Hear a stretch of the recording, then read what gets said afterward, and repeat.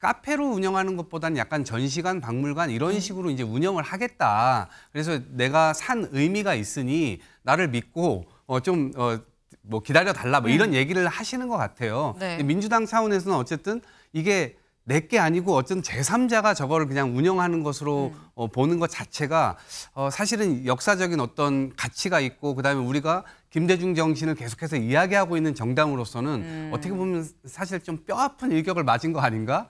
김대중 전 대통령이나 이호 여사의 유지는 이 사저에 대한 유지는 뭐였냐면 이 부분에 대해서 기념관으로 만들어 달라. 그리고 이 사저가 개인의 것이 아니라 그 민주주의의 산실 같은 곳이기 때문에 다시 국민들께 돌려드려야 된다라는 거예요. 그런 측면에서 저 입장료를 받고 뭐 간단한 식음료를 제공하는 이런 것이 어떻게 국민들께 돌려드리는 게 되겠습니까? 사실 이 동교동계에서 이게 DJ 사저가 이미 매각이 됐습니다. 법적으로 넘어갔어요, 완전히. 넘어갔는데 이거 다시 회수해야 되는 거 아니야? 라는 얘기가 계속해서 나오고 있죠. 근데 어제 저희가 무슨 얘기를 했었냐면 이거 다시 재매입을 한다고 하지만 산 사람이 나 안 팔 건데 하면 어떡합니까? 라는 얘기를 어제 했어요.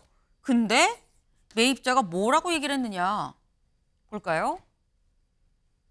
나는 이거 재매입 추진한다는 얘기 들은 바 없는데요. 뜻이 있어서 매입을 했습니다. 되팔지 않을 거예요. 나 세금 다 납부하고 명의 이전도 끝났습니다. 라고 얘기를 했습니다. 이동학 위원님. 네. 그거 어떻게 해야 됩니까? 참 어려운 문제입니다. 민주당으로서는 좀 안타까운 부분이라고 볼 수밖에 없고요. 네. 근데 오늘 이제 김홍걸 전 의원이 방송에 나와서 여러 가지 이야기들을 했는데 일단은 뭐 상속세 17억을 낼 수가 없었기 때문에 여러 가지로 자기가 노력을 해봤지만 이게 어려웠다라는 얘기를 하고 있고 또 하나는 문화재 지정이나 이런 것들에 대해서도 노력을 해봤지만 여기 이제 저당권이 설정돼 있다는 겁니다. 이 저당권이 왜 설정돼 있냐 보니까 상속세를 내지 못했기 때문에 그래서 뭐 예를 들면 할부로 좀 내겠다 이렇게까지 얘기를 했는데 어쨌든 그런 것들이 은행에서는 바로 그냥 이 저당권이 들어와서 네. 저당권이 들어와 있으면은 이것은 이 문화재로 지정할 수 없다. 그 법적 요건이 또 안 들어갑니다. 그래서 서울시에서도 오세훈 시장이 그 부분을 좀 설명을 했던 것 같아요. 네. 근데 그런 여러 가지 저간의 사정들을 지나서 결국에는 이 사저를 이제 매도를 하게 된 것인데 네. 지금 이제 새로 바뀐 집주인의 경우는 카페, 베이커리 이런 것들을 운영하시는 것으로 지금 알려지고 있고요. 네. 그 여기뿐만 아니라 그 앞에 여러 가지 그 건물들도 한 2군데 정도를 더해서 카페를 운영하고 계신 것으로 알고 있습니다. 그런데 저기는 카페로 운영하는 것보다는 약간 전시관, 박물관 이런 식으로 이제 운영을 하겠다. 그래서 내가 산 의미가 있으니 나를 믿고 뭐 기다려 달라 뭐 이런 얘기를 하시는 것 같아요. 네. 민주당 차원에서는 어쨌든 이게 내게 아니고 어떤 제3자가 저거를 그냥 운영하는 것으로 보는 것 자체가 사실은 역사적인 어떤 가치가 있고 그다음에 우리가 김대중 정신을 계속해서 이야기하고 있는 정당으로서는 어떻게 보면 사실 좀 뼈아픈 일격을 맞은 거 아닌가? 결과적으로는 그런 상황입니다. 네. 사실 지금 가장 큰 우려를 하고 있는 부분은 이 지금 사저가 상업화되는 거 아니야? 라는 바로 그 포인트입니다. 매입자가 이런 얘기를 했죠. 네. 사실 말씀처럼 이미 커피숍 이 체인을 운영을 하고 있는 분이에요. 이미 운영 중인 카페가 사저 바로 옆에 있고 2달 전에 사저 건너편 카페도 다 입찰을 받았다. 그래서 동교동 사저까지 카페로 바꿀 생각이 없다라고 얘기를 했습니다. 네. 그래서 카페로 할 생각이 없고 여기는 다 전시관, 박물관 형태로 좀 유지를 하겠다. DJ를 존경하기 때문에 최대한 상업적 목적을 배제하되 사저를 보존하는 방향을 세웠다. 근데 살짝 다시 한번 이 부분을 다시 한번 볼까요? DJ를 존경해 최대한 상업적 목적을 배제하되 사저를 보존하는 방향을 세웠다입니다. 상업적 목적으로 쓰지 않겠습니다는 아니에요. 최대한 배제한다고 했습니다. 더불어서 아까 기사 다시 가보죠. 여길 좀 같이 볼까요? 사저를 매입한 박 씨는 매각 당시 김홍걸 전 의원한테 본동에는 추모시설을 만들고 차고동은 개축해서 업무용으로 쓰겠다. 입장료를 받고 간단한 음료도 파는 문화공간으로 만들겠다는 것이다. 1층에 전시시설과 카페를 겸한 노벨 커피숍이란 가칭을 지었단 말도 들린다라는 겁니다. 김진욱 대변인님. 그러니까 일단 뭐 기념하는 공간 이런 걸 만들 것 같긴 한데 입장료를 받고 간단한 다과를 파는 문화 공간이면 상업시설이 아닌 겁니까? 상업시설이죠. 지금 저 말씀은 우리가 이제 매입자의 선의에 기댈 수밖에 없는 그런 상황이 되었는데 네. 이게 그 김대중 대통령 전 대통령이나 또 이효 여사의 유지는 아니었을 거다라고 생각을 해요. 김대중 전 대통령이나 이효 여사의 유지는 이 사저에 대한 유지는 뭐였냐면 이 부분에 대해서 기념관으로 만들어 달라. 그리고 이 사저가 개인의 것이 아니라 이 그 민주주의의 산실 같은 곳이기 때문에 다시 국민들께 돌려드려야 된다라는 거예요. 그런 측면에서 저 입장료를 받고 뭐 간단한 식음료를 제공하는 이런 것이 어떻게 국민들께 돌려드리는 게 되겠습니까? 지금 상태에서 제일 좋은 거는 이 사저를 공공의 영역으로 다시 보내고 공공이 관리하는 차원으로 만들어 놓는 것이 제일 중요한데 사실 지금 이미 매각이 다 끝난 상태에서 네.